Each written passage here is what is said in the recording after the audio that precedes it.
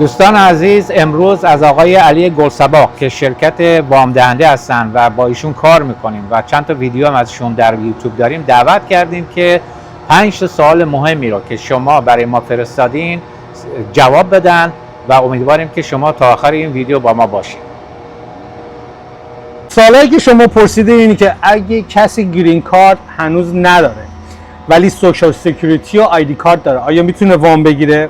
سوال دوم اینه که خریدارانی که خارج از هیوستون زندگی میکنن ولی تو آمریکا هستن آیا از برنامه‌هایی که با پول پیشی کم هستش مثل فرست تایم بایر یا FHA لون یا کانونشنالایی که زیر 15% هست میتونن بگیرن خونه؟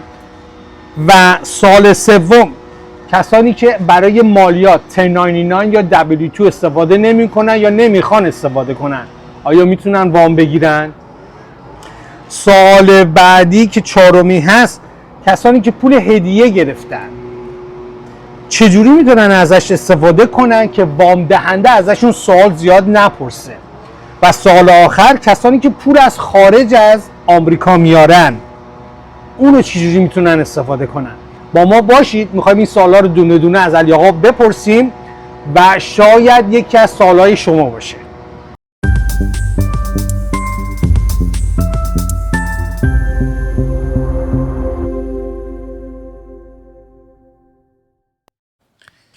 خب علی جان، مرسی که دعوت ما رو قبول کردی. ما قبل از اینم با شما ویدیو داشتیم، 4 تا ویدیو داشتیم که دوستان خیلی دیدن و خیلی سوال از ما پرسیدن. ویدیو امروز ما درباره اون سوالاست. میخوایم ولی قبل از اینکه به سوالا بپردازیم به ما خودتو معرفی کن به دوستان در اصل و بگو که آفیست کجاست. سلام و عرض ادب خدمت شما آقا مجید. آقا سید علی گلصباغ هستم، تو کار وام مسکن. آفیسمونم تو منطقه تنگل وود هستش، شمال گالریا، تو شهر زیبای هیوستون. خب اطلاعات علی آقا در دیسکریپشن این ویدیو رو گذاشتیم، اگر خواستیم با ایشون تماس بگیرین همه چی اونجا هست دیگه. عالیه عالیه. خب علی جان، سوال اول که خیلی مهمترین سوالی بود که دوستان کرده بودن، بله، میگه که برای کسانی که هنوز گرین کارت ندارن بله، ولی سوشال سکیوریتی و آیدی کارت دارن، بله، آیا اینا میتونن وام بگیرن یا چه نوع وامی میتونن بگیرن؟ قطعا برای کسانی که میخوان با وام با داون پیمنت های پایین بیان باید اگر گرین کارت ندارن یا سیتیزن نیستن حداقل اجازه کارت یا همون ورک پرمیت یا EAD کارت رو داشته باشن. ولی اگر EAD کارت ندارن، سوشال دارن یا یه شماره دیگه میتونی داشته باشی به اسم ITIN Individual Tax Identification Number. وام هایی هم هست که دیزاین شده برای کسانی که اجازه کار ندارن یا سوشال ندارن، برای اون افراد هم میشه کمکشون کرد و خونه دارشون کرد. خب اینا باید چند سال حداقل کار کرده باشن که بتونن این وامو بگیرن؟ حداقل 1 سال. 1 سال. بله. خیلی عالی. عالیه. خب میخوایم بریم برای سوال دوم که از این سوال شاید مهمتر باشه برای بعضیا. با ما باشید. من جواهری هستم و منم مجید هستم. ما مشاوران املاک در هیوستن تگزاس هستیم. اگه قصد جابجایی به هیوستن تگزاس رو دارید، اگه قصد سرمایه‌گذاری در هیوستن تگزاس رو دارید، حتما با ما تماس داشته باشید. شما تلفن ما این زیر هستش. و علی جان، سوال دوم رو می‌خواستیم ازت بپرسیم. بله. برای کسانی که خارج از هیوستن هستن، هر جایی که میتونن زندگی کنن ولی داخل آمریکا، برنامه‌ای هست که با پول پیش کم بتونن خونه بخرن؟ اگه نیست آیا راهی هست که بتونن استفاده کنن؟ چی کار باید بکنن تو این قضیه؟ توضیح بده به ما. چه سوال خوبی کردی مجید جان. برای کسانی که به حالت ریموت کار میکنن، طرف میتونه نیویورک باشه، میتونه سیاتل باشه، هر جای آمریکا میتونه زندگی بکنه، چون درآمدش منوط به یه لوکیشنی نیست که صبح بره کلاکینگ کنه و غروب بیاد کلاک اوت کنه که بخواد، یعنی فیزیکلی نباید جایی بره، میتونه ریموت کار بکنه هر جای آمریکا که بخواد موو بکنه، هیچ مشکلی نداره و میتونه با داون پیمنت پایین کار بکنه. برای کسانی که سلف امپلوید هستن و بودنشون سر کارشون نیازی نیست، منیجر دارن، سوپروایزر دارن و اونا دارن بیزینس رو میگردونن، برای اونها هم هیچ مسئله نیست. ما یه خانومی بود پیش از کریسمس خونه گرفتیم براش، از میسیسیپی اومده بود، ایشون آرایشگاه داشتن و به خاطر اینکه چند تا منیجر داشتن حضور خودشون اونجا الزامی نبود،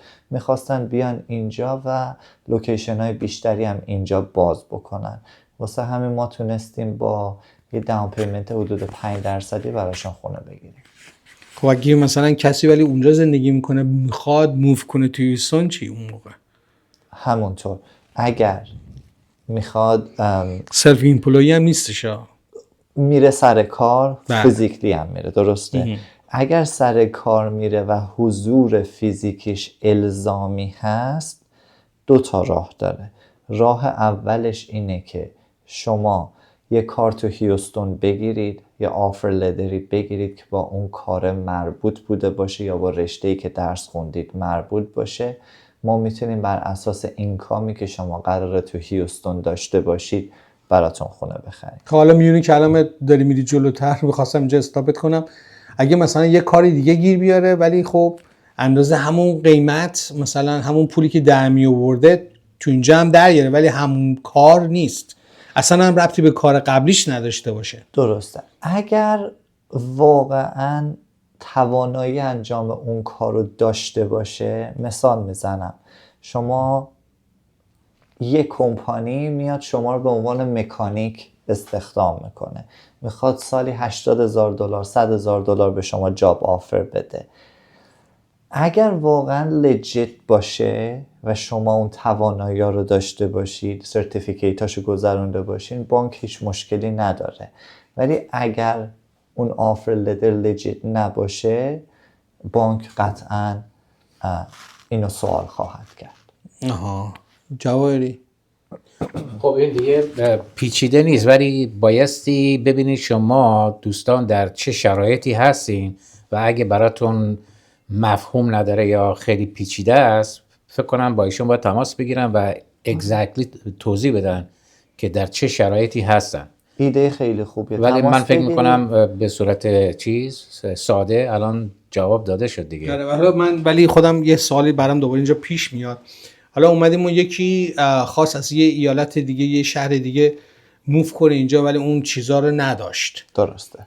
بعد چند مدت بعد کار کنه اینجا که به شما نشون بده که آقا جان درسته که من اونجا کار میکردم، الان موو کردم تو هیوستون، ولی الان این مدت دارم کار میکنم، اینم حسابمه، درسته، پولی که میگیرمه. آیا اون برنامه‌ای هست برای اون قضیه؟ 100%. اگه قبل از موو کردنشون هم جاب آفر داشته باشن و مرتبط باشه یا توانایی انجام اون کار رو داشته باشن، بانک هیچ مشکلی نداره. اگر غیر مرتبط باشه و مثلا همین مکانیکی که مثال زدم، ولی اون طرف هیچ تجربه‌ای نداره تو مکانیک، هیچ سرتیفیکیتی هم نداره، حداقل 1 الی 3 ماه بیاد حقوق بگیره، پول بره تو حسابش، ما نشون بدیم به بانک این کار کاملا لجیت هستش و میتونیم براشون انجام بدیم. این که عالیه. پس اینو بله درسته. نه چیزی نداشتم بگم، ولی توضیحات خوبه دیگه. حالا یه موقعی هست که شرایط یه شخص اصلا ممکنه اینم نباشه، یه چیز دیگه است، ولی ما همیشه پیشنهاد میکنیم تلفن رو بردارین، زنگ به علی آقا بزنین و دقیقاً بگین وضع شما چیه که بتونن کمک بکنن دیگه. آره دیگه، ما همیشه گفتیم یه قدم ور می‌داریم. ببخشید اشتباه گفتیم که اگه شما یه قدم ور دارید برای ما 100 قدم ور می‌داریم برای شما که کارتون رو راحت‌تر انجام بدید. حالا فعلا یه خود کالبد شکافی داریم میکنیم، ولی ممکنه اون دقیق‌ترش رو دیگه با علی آقا خود شما صحبت بکنن دیگه. اینم بازم میگم که اگه سوالایی که دیگه شما دارید برای ما بنویسید تو کامنت ها، چون از علی می‌خوایم آخر ویدیو یه دونه کامنت دیگه بگیریم برای ویدیو بعدی. ولی خب شما سوالا رو بنویسید تا ما بتونیم یقه علی رو بگیریم برای قضیه. بریم برای سوال بعدی، پس با ما باشید. خب علی جان، فعلا که واقعا تشکر ازت از این سوالایی که به ما جواب دادی. سوال بعدیمون برای تکسه. بله. کسانی که تکس دارن، 1099 دارن یا صاحب مغازه و یا مثلا شغلی هستن ولی با هر صورتی نمیخوان از تکسشون استفاده کنن. بله. چه راهی هست که مثلا بتونن وام بگیرن؟ تقریبا میشه گفت 2 تا راه دیگه هست. اولیش بهش میگن بانک استیتمنت لون. بانک استیتمنت لونز میاد 12 الی 24 ماه گذشته شما رو، استیتمنتاتون رو میگیره، واریزیاتون رو نگاه میکنه، بر اساس واریزی های شما تو طول 12 الی 24 ماه میاد دیترمین میکنه که چقدر شما ماهانه اینکام داشتید. درسته. واریزی فرض کنید شما صاحب کافی شاپ هستین، هر نفر که میاد قهوه میخره، غذا میخوره، کارتشو که میکشه $5 $10 $15 جمع اینا جمع میشه تو ماه. فرض میکنیم یه ماه میشه $92,000، یه ماه میشه $103,000، اوریجش یا میانگینش میشه $100,000. ما اینکام شما رو مد نظرمون رو بر اساس $100,000 خواهیم گذاشت و دیگه با با تکس شما کاری نخواهیم داشت. یه کسانی هستن که کارهای کش انجام میدن، درست، و دپازیت نمی کنن کششونو. هر کاری که میکنن مهم نیست، فقط اینکه چون دپازیت نمی کنن راه های دیگه هست. یه راهی هست یه پروگرامی هست به اسم P&L. P&L مخفف Profit and Loss میشه. حسابدارشون یا حسابدار ما میشینه با کلاینت یا همون مشتری و یه برگه رو پر میکنن با هم که هیچ ربطی هم به آیارس نداره. این فقط میره دست بانک و آندررایترش و نشون میدن که تو طول سال چقدر فروش داشتن، هزینه هاشون چی بوده و نت اینکامشون چقدر بوده. بر اساس اون ما میتونیم کسی که کارفرما هست و فرض بکنید دپازیت نمیکنه چکاشو یا تمام پول کش میگیره رو بتونیم کمک بکنیم خونه دار بشن. خب براشون خرج اضافه هم داره یا نه؟ داون پیمنت بالاتری میخواد نسبت به پروگرامایی که ما با تکس میتونیم بریم. کلوزینگ کاستش بالاتره و بهرش بالاتره. برای کسانی که قصد خرید خونه دارن 1099 میگیرید و میخواین برین تکستون رو پر بکنی، الان وقت خیلی خوبی هم هست داریم این ویدیو رو میگیریم امروز، چون 1099 ها اومده، همه میخوان برن تکساشون رو فایل بکنن. هرچی اکسپنس بیشتر بزنید، اگر میخواین با پروگرام‌های دولتی برید جلو، بهره پایین‌تر، داون پیمنت پایین‌تر، میدونم که دادن تکس سخته ولی یه باره شما قبل از اینکه فایل بکنید لطفاً تماس بگیرید که با هم این مهم بود. وضعیتتون رو بررسی بکنیم، ببینیم برای خونه‌ای که مد نظرتون هست چقدر شما نیاز خواهید داشت که اینکام داشته باشید. و همونجوری که داشتم میگفتم به هر چقدر نت اینکامتون بالاتر باشه قدرت خریدتون بیشتر خواهد بود. چرا؟ شما با نت اینکامتون نشون میدید چقدر میتونید ماهانه پرداخت مورگیج داشته باشید. خب من الان یه سوال یا 2 تا سوال دارم. اولا که اون کشی رو که میگین که دپازیت میکنن دپازیت نمیکنن، کشی که دستش هست بله. میاره تو حسابش میذاره، شما چجوری اونو میتونین وریفای بکنین که اون کشه لجیتیمیت هست، یعنی قانونی هست و چجوری واقعا ثابت میشه؟ این یکی. بعد برای 1099 اون شخصی که میخواد خونه بگیره یا خونه بخره برای فرضاً سال دیگه 2 سال دیگه چجوری میتونی راهنماییش بکنی که باید چیکار بکنه از این به بعد؟ اول سوال دوم رو جواب بدم. بفرم. برای کسایی که 1099 میگیرن لطفاً زنگ بزنید، 4 تا 5 تا سوال ازتون میکنم ببینم کردیتتون تو چه وضعیتیه، پارسال چجوری فایل کردید، بدهیاتون در چه حدیه و قصد خرید خونه چقدری دارید. بر اساس اون میتونم به شما بگم چقدر باید فایل شده باشه که ما بتونیم خونه اونقدری رو فایننس بکنیم. آمادهش میکنیم برای دقیقاً. خرید خونه دقیقاً. و سوال اولتون، برای کسانی که بیزینس دارن و پول کش زیاد میگیرن، این پروگرامی که داشت و دپازیت نمی کنن رگولرلی تو حسابشون، پروگرام P&L پروگرام بسیار خوبیه براشون، به خاطر اینکه میشینن با یه حسابدار و حسابدار ازشون سوال میکنه چقدر فروختی، چقدرش هزینه است و چقدرش نت اینکامه و بر اساس اون Profit and Loss Statement ما میریم جلو و اینکامشون رو میتونیم به بانک بگیم اینقدر. بازم میگم برای پروگرامایی که تکس استفاده نمیشه یادتون باشه هم داون پیمنتش بالاتره، هم کلوزینگ کاستش گرونتره و هم بهرش بالاتره. حالا من سوالی که ازم پیدا میشه برام اینجا، آیا اینی که وقتی کسی که 1099 یا میخواد بانک استیتمنت استفاده کنه اینا بعد یه سال 1099 باشن یا بیشتر، یا اینکه بانک استیتمنت رو 12 ماه رو چک میکنن یا 24 ماه؟ بانک استیتمنت 12 ماه رو چک میکنن. اگر طرف دوست داشته باشه با 24 ماه بریم، به خاطر اینکه مدتش از 12 ماه طولانی تره نشون میده چقدر این بیزنس استدی بوده.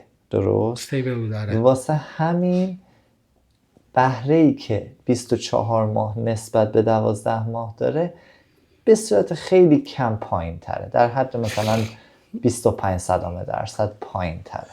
خب حالا این سوال آخر اینه که آیا این بانک استیتمنت با کریدیت اسکور هم زیاد ربط داره؟ باید بالا باشه؟ چقدر بالا باشه؟ با کریدیت اسکور 640 انجام میدن، ولی اگر هرچی کردیتتون بالاتر باشه میزان داون پیمنتتون میتونه پایین تر باشه. برای بانک استیتمنت لون هرچی کردیت بالاتر باشه، هرچی داون پیمنت بالاتر باشه بهره کمتری میدید. هرچی داون پیمنتتون پایین تر باشه، کردیتتون پایین تر باشه، بهره بیشتری میدید. حالا کمترین مثلا داون پیمنت چقدر میتونه باشه برای این قضیه؟ برای بانک استیتمنت لون 10% هستش. 1099 همونطور 10%. 10%. اگه با تکسشون بریم جلو میتونه 3% باشه یا میتونه. حالا این 1099 یا بانک استیتمنت اگه طرف بخواد بیرون از هیوستون باشه این کارا میتونه با همون 10% بزنه؟ 100%. ولی گفتی بعد رموت باشه یا مثلا بتونه موو کنه اینجا مشکل نداشته باشه. ما یه مشتری داشتیم، ایشون اوبر درایور بودن توی شیکاگو. از شیکاگو تشریف آوردن اینجا خونه خریدن، به خاطر اینکه اوبر شما همه جا میتونی اوبر کنی و ریسکش پایین بود واسه، چون یه آماری بانک در آورد که نشون میداد اوبر درایورای شیکاگو چقدر در میارن نسبت به هیوستون. اگر اختلاف خیلی بود انجام نمیدادن. یعنی مثلا اگه طرف از واشنگتن دی سی یا از باستن پاشه بیاد تو هیوستون، چون درآمدا اونجا بالاتره با اینجا یه خورده سخت‌تر میگیرن. پس جا به جا، ایندستری به ایندستری، کار با کار هم خیلی مهمه. چون نمیان که مثلا درآمد درست شاید مثلا واشنگتن دی سی یا نیویورک خیلی بالاتر از هیوستون باشه ولی خرجشون هم بیشتره. ولی ما بر اساس فقط درآمد.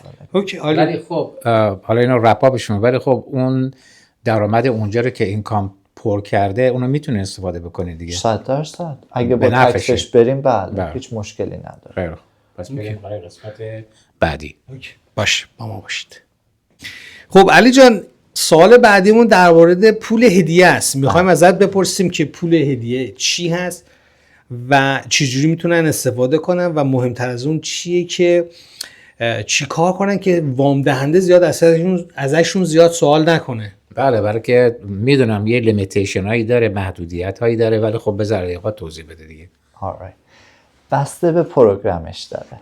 درست. بیشتر پروگرام هایی که فنی می و فردی مک ایجنسی های گاورمنت هستن و لونو میدن هیچ مشکلی ندارن که دونر یا همون هدیه دهنده پولو مستقیم بریزه به تایتل کامپانی و دیگه نمیرن بررسی بکنن که چند وقت پول تو حساب دونر یا هدیه دهنده بوده. از لانگ است که این پول مستقیم بره حساب تایتل کامپانی، نه حساب خریدار. اگه بیاد تو حساب خریدار، حالا ما باید بریم این اصلش و سورسش رو پیدا بکنیم که این پول کجاست. علت سوال کردن بانک هم اینی که فقط میخواد مطمئن بشه که قوانین پولشویی رعایت شده و خلافی انجام نمیشه. حالا قبل از اینکه بری بقیه سوالو بگی میخواستم بپرسم حالا مگه مثلا من شنیده بودم که قبل از اینجوری بوده، الان دیگه نمیدونم، که میگفتن اگه بیشتر از 2 ماه تو حسابت باشه لازم نداری، اون چیزی هستش؟ کاملا درسته. ما برای قسمت proof of fund خریدار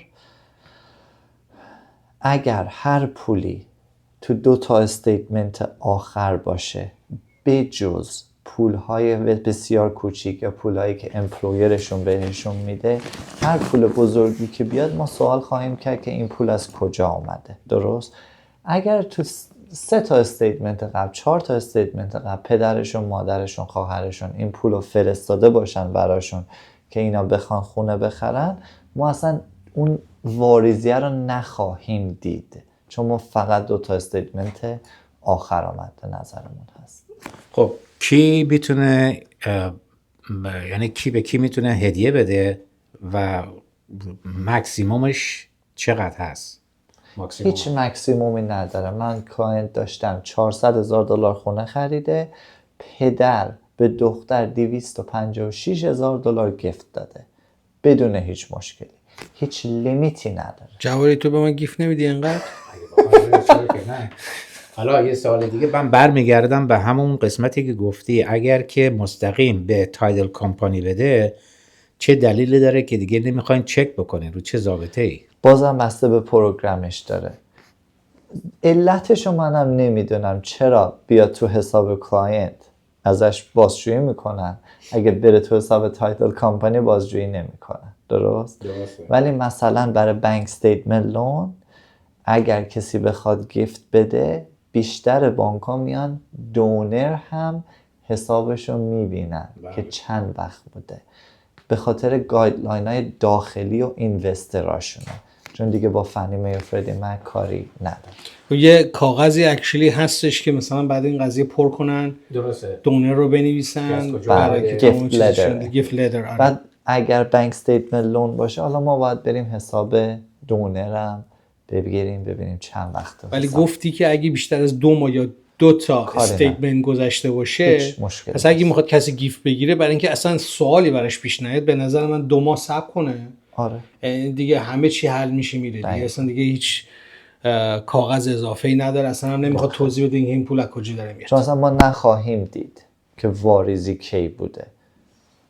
پس ما نتیجه میگیریم که اگر میخوای به یک شخصی گیفت بدین، باید مطمئن باشین که این پولی که میخواین به اون طرف بدین تو بانکتون یه 2 ماه 3 ماه نشسته باشه. خب برای بانک استیتمنت لون اگر نه بریزن مستقیم به تایتل کمپانی، دیگه اون مشکل نخواهم. منظور اینه که وقتی میریزن به مثلا تایتل کمپانی، خب طرف که مثلا داره 200,000 تا میگیره، برش باید بریزید تو تایتل کمپانی؟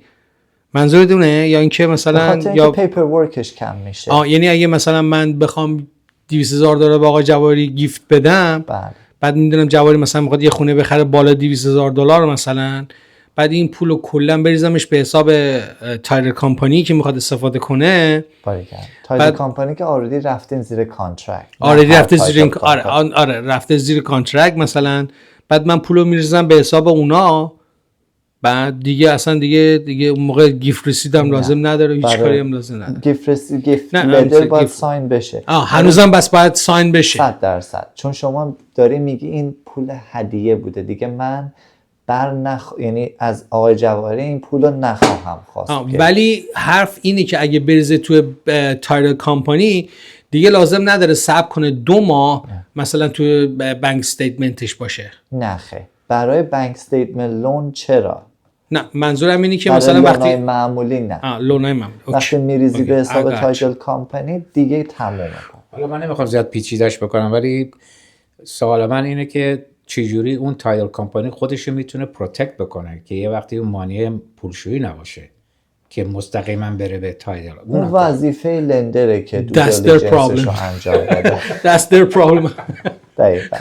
خب اینم از این. میخوام بریم برای سوال آخر دوستان. امیدوارم که تا حالا خوشتون اومده باشه. اگه سوالی دارید الان میتونید بنویسید برای ما، چون که ما این سوالای شما هست که از علی آقا میپرسیم.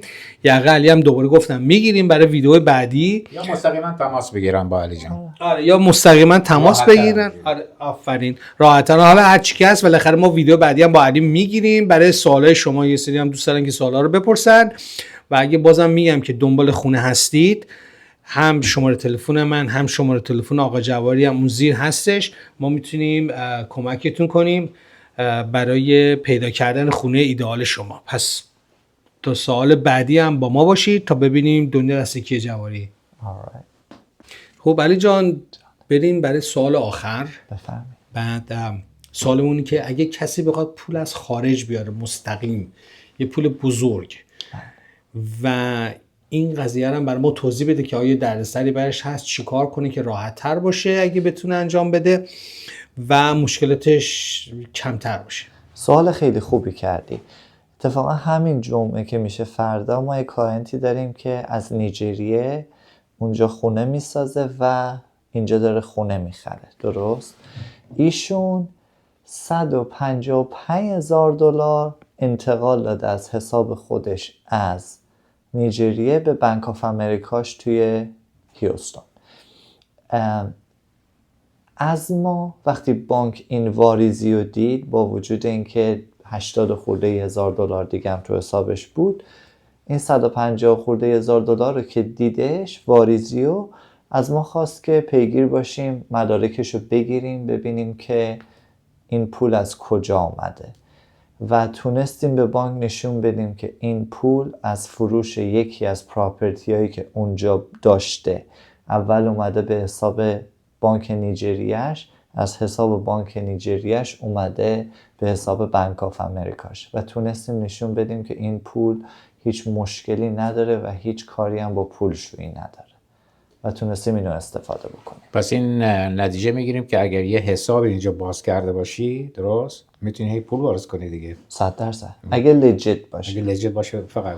بعد خودش ممکنه تصمیم داشته باشه 2 سال 3 سال دیگه بیاد اینجا خونه بخره، دیگه پولام اینجاست، آماده است، میتونه حالا کش بخرم حالا هر چیزی. یه پسر و دختر یه خانواده‌ای که پارسال نه پیارسال خونه خریدن، بچه هاشون آلمان زندگی میکردن و بچه هاشون پول مستقیم ریختن به حساب تایتل کامپانی و تایتل کامپانی به ما گفتش که این پول دریافت شده، گیفت لتر هم امضا کردن و ما تونستیم این پول رو استفاده بکنیم.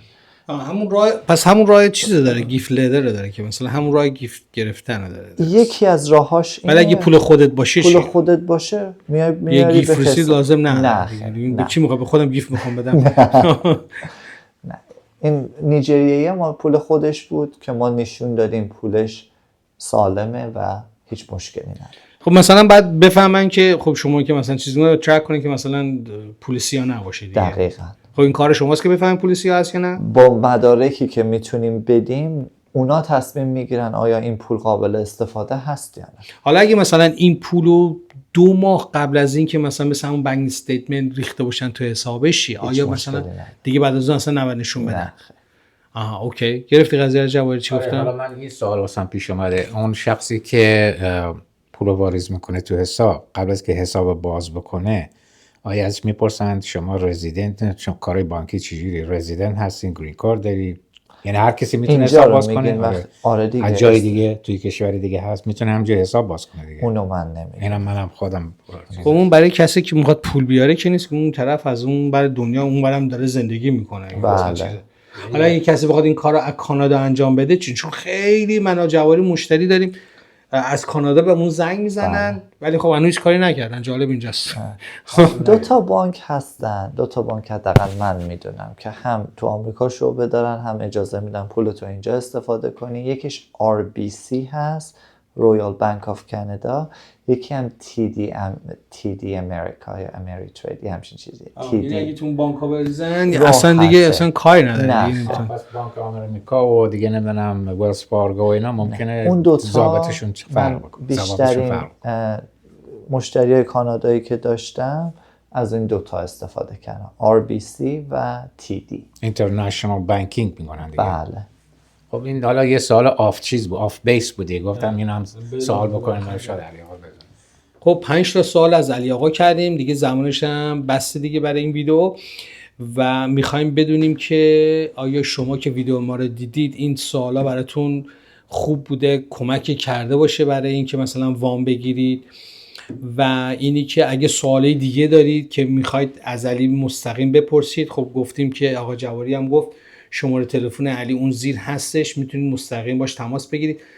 جواری شماره تلفنش تو کامنت ها هم بذاریم، پینش کنیم راحت تر هم باشه، هم تو چیز میذاریمش هم تو هم تو کامنت بعد تو کامنت ها میذاریمش که تو پین شده راحت میتونید اونجا شماره تلفن رو بردارید، با خود علی گلسباق صحبت کنید باش، مستقیم سوالایی که دارید بپرسید، یا اینکه سوالا رو برای ما بنویسید تو کامنت ها، ما یقه علی رو بگیریم برای ویدیو بعدی. اگه سوالی نباشه نمیتونیم یقه علی رو بگیریم.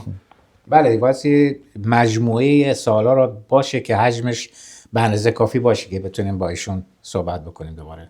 خب علی جان میخوایم ویدیو رو تموم کنیم، چیزی داری به دوستان بگی؟ ممنون از وقت. فقط یه سوالی ازت میکنم، اصلا ربطی به وام نداره. به نظرت اینترست ریت ها چطور میشه؟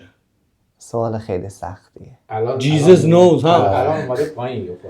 الان نسبت به پارسال بله. این موقع حداقل 1% اومده پایین تر، ولی به قول آمریکایی it's a $1,000,000 question. $1,000,000 questions. اوکی. هممون امید داریم که بیاد پایین تر. خب علی جان چیزی داری برای دوستان بگی آخر ویدیو؟ ممنون از وقتتون، مرسی که تماشا کردین برنامه ما رو. هر سوالی داشتید تماس بگیرید، خوشحال میشیم در خدمتتون باشیم. اوکی عالیه، پس باهاتون هستیم. خداحافظ. خب سوالا رو از علی کردیم، سوالایی بود که شما از ما پرسیده بودید که ما بتونیم از علی بپرسیم. امیدوارم که جوابش گرفته باشید. اگه سوال بیشتری دارید در مورد وام خونه برای ما تو کامنت ها بنویسید، ما یقه علی دوباره میگیریم بتونیم که ازش سوالایی که شما دارید رو بپرسیم. ها جواهری؟ بله. با ما در تماس باشین و خیلی سپاسگزاریم که چند دقیقه با ما بودید. اوکی، پس تا بعد.